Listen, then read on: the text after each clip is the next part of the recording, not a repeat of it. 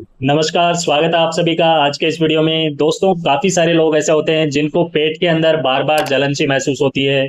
थोड़ी-सी अगर चाय, कॉफ़ी या फिर मसालेदार खाना खा लिया तो उनके पेट के अंदर दर्द शुरू हो जाता है। सुबह खाली पेट, बेचैनी, खट्टी डकारें या फिर पेट के ऊपरी हिस्से में छाती की तरफ जलन सी महसूस होती है।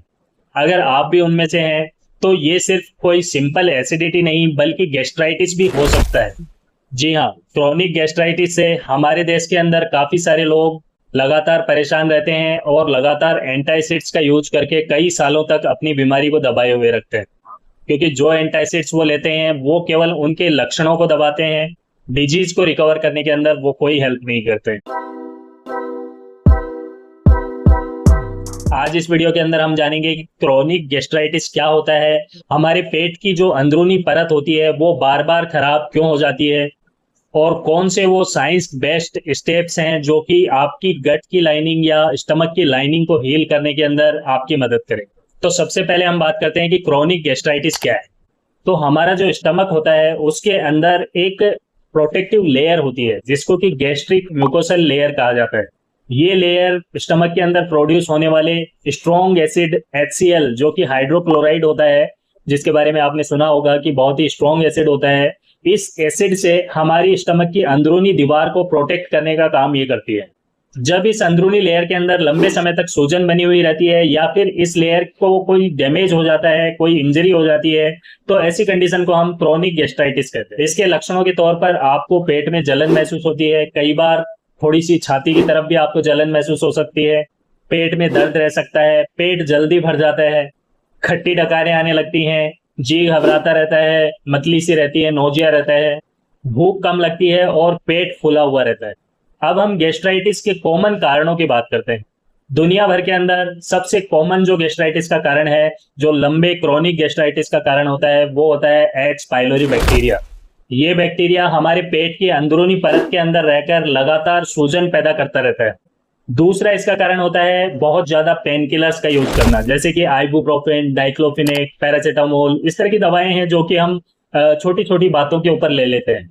और काफी लोग ऐसे होते हैं जो कि डेली एक आध पैरासीटामोल या डाइक्लोफिनेक तो ले ही लेते हैं। तो इन लोगों के अंदर गैस्ट्राइटिस होने के चांसेस बढ़ जाते हैं। तीसरा, अल्कोहल और स्मोकिंग का बहुत ज्यादा यूज करना भी हमारी स्टमक की अंदरूनी प्रोटेक्टिव लेयर को डैमेज करता है। चौथा, क्रोनिक स्ट्रेस। अब ये जो लंबे समय का स्ट्रेस होता है, ये डायरेक्टली तो हमारी स्टमक की लाइनिंग को अफेक्ट नहीं करता, लेकिन इसके लक्षणों को ये काफी हद तक बढ़ा देता है।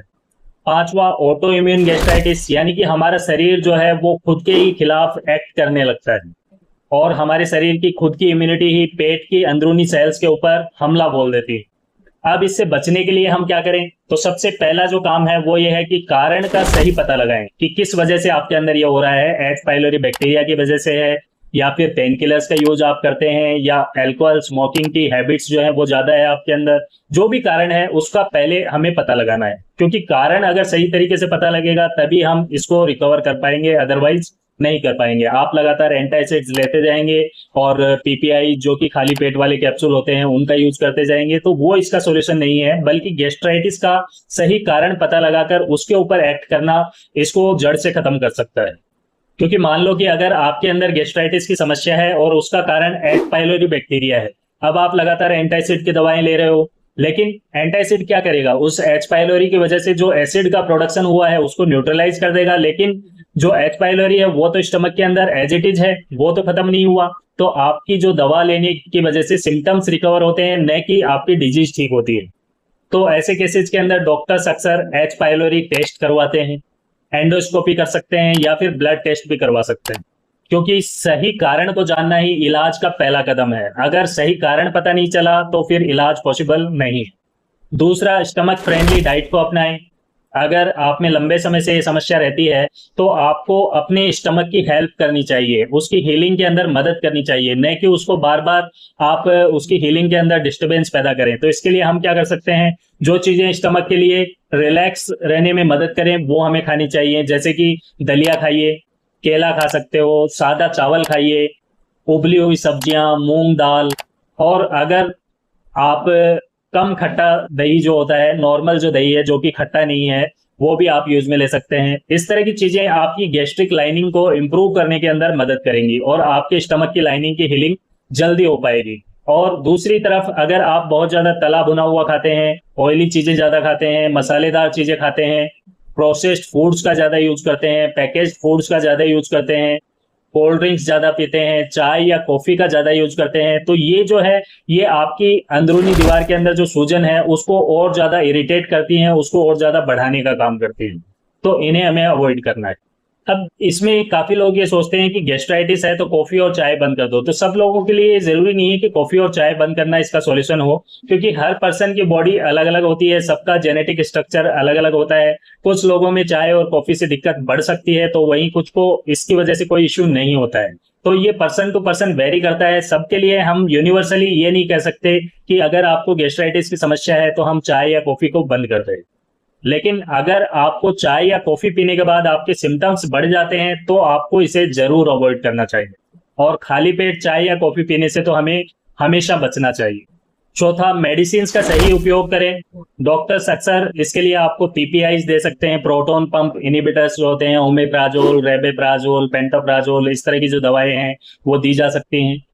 ये आपके पेट के अंदर एसिड के प्रोडक्शन को कम करती हैं, जो कि हीलिंग के अंदर मदद करता है। और अगर आपके अंदर एच पाइलोरी टेस्ट पॉजिटिव आता है तो आपको एंटीबायोटिक्स भी दी जा सकती हैं। कभी भी ऐसे केस के अंदर खुद से दवा स्टार्ट या बंद नहीं करनी है। पांचवें स्टेप के तौर पर आपको स्मोकिंग और अल्कोहल को बिल्कुल अवॉइड करना है, कभी भी इसके अंदर लापरवाही नहीं करनी है। अगर आप सच में अपनी पेट की जो अंदरूनी परत है उसको हील करना चाहते हैं तो आपको आज ही अल्कोहल और स्मोकिंग को छोड़ देना चाहिए, क्योंकि इस एक चीज को छोड़ने से आपकी रिकवरी की स्पीड कई गुना तक बढ़ जाएगी। छठे स्टेप के तौर पर आपको हमेशा नींद और तनाव का पूरी तरह से ध्यान रखना है, और नींद को कभी भी इग्नोर नहीं करना है। 7 से 8 घंटे की नींद आपको रेगुलरली लेनी है, और अपने स्ट्रेस को मैनेज रखना है। स्ट्रेस को कभी भी बढ़ने नहीं देना है। स्ट्रेस के लिए आप कर सकते हैं योगा करो, मेडिटेशन करो, सुबह सुबह घूमो, डीप ब्रीदिंग करो, जो भी चीजें आपको पसंद है वो कीजिए। स्ट्रेस को अपनी मैनेज रखिए, क्योंकि लगातार खराब नींद और बढ़ता हुआ स्ट्रेस जो है ये आपकी पेन की सेंसिटिविटी को बढ़ा देता है, और इससे एसिडिटी के लक्षण भी ज्यादा बढ़ सकते हैं। हमेशा सोने से पहले मोबाइल्स और स्क्रीन्स को ऑफ कर दें, ताकि एक अच्छी गहरी नींद आपको आ पाए। अगर आपके अंदर ये वार्निंग साइंस हैं जो कि मैं अभी बताने वाला हूं, तो इन्हें कभी भी इग्नोर नहीं करना है। जैसे कि उल्टी होना और उल्टी में साथ में खून आना, आपकी जो लेटरिन है उसका कलर अगर काला हो जाए, आपका वजन तेजी से घटने लगे, या फिर आपको खाना निगलने के अंदर कठिनाई हो और एनीमिया आपके अंदर बढ़ता जाए, तो तुरंत डॉक्टर से संपर्क करना है, बिल्कुल भी लापरवाही नहीं करनी है। तो दोस्तों, क्रोनिक गैस्ट्राइटिस सिर्फ एसिडिटी नहीं होती है, क्योंकि एसिडिटी के अंदर तो सिर्फ एसिड का अमाउंट बढ़ जाता है, जो कि एक बार के लिए होता है, उसे हम एंटासिड्स लेकर रिकवर कर लेते हैं। लेकिन गैस्ट्राइटिस वो समस्या है जो कि क्रोनिक होती है, लंबे समय से चलती रहती है, और हमारे स्टमक की अंदरूनी दीवार की सूजन की वजह से होती है। लेकिन अच्छी बात यह है कि सही कारण का पता लगाकर, सही इलाज लेकर, बैलेंस्ड डाइट लेकर और एक हेल्दी लाइफस्टाइल को अपनाकर आप इसे पूरी तरह से रिकवर कर सकते हैं। याद रखिए, सिर्फ लक्षणों को दबाना ही बीमारी का इलाज नहीं है, बल्कि हमारा टारगेट हमेशा होना चाहिए कि रूट कोज जो है बीमारी का उसको खत्म करना है। और रूट कोज इस केस के अंदर हमारी जो स्टमक की अंदरूनी दीवार है उसमें आई हुई सूजन है, उस सूजन को अगर हम हील कर लेंगे तो हमारी गैस्ट्राइटिस की समस्या खत्म हो जाएगी। आशा करता हूं आज के वीडियो में दी गई जानकारी आपके लिए फायदेमंद रही होगी। अगर आपके कांटेक्ट में कोई ऐसा पर्सन है, कोई आपका दोस्त, रिलेटिव या फिर पड़ोसी जो कि बार बार एसिडिटी की समस्या की कंप्लेंट करता है, खट्टी डकारें आती हैं, पेट में जलन रहती है, हर बार का उसका यही रहता है, तो आप उसे ये वीडियो जरूर शेयर करें और उसे ये जानने में मदद करें कि उसकी जो समस्या है वो केवल सिंपल एसिडिटी नहीं बल्कि एक क्रोनिक गैस्ट्राइटिस की समस्या हो सकती है। इसी के साथ आज के वीडियो को यहीं खत्म करते हैं। मिलते हैं नेक्स्ट वीडियो में एक नए टॉपिक के साथ। तब तक ध्यान रखिए अपना और अपनों का। धन्यवाद।